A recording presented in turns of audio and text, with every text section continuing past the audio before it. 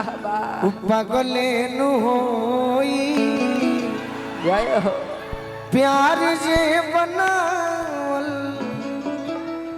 होई कसा का सिखावत रे अब ही तनिक लागी मैं आपके स्किल से गा रही हूँ। हाँ जी।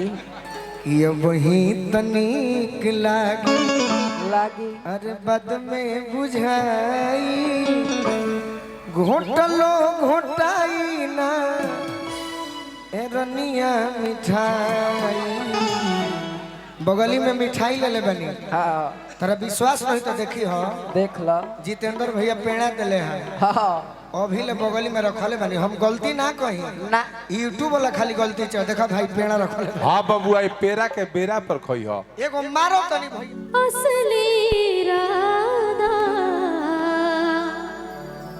अरूपवा के जाल में धरा गई नी दादा असरा लगावल बहुत बात नहीं है असरा पुरावल बहुत बात होला। गाय की भी हंसीएगा नहीं ठीक है थोड़ा हमारा प्रॉब्लम हो रहा है गा नहीं पा रहे हैं कोई बात नहीं सब ठीक बा आज आवाज लगल बा कल ठीक हो जाएगी।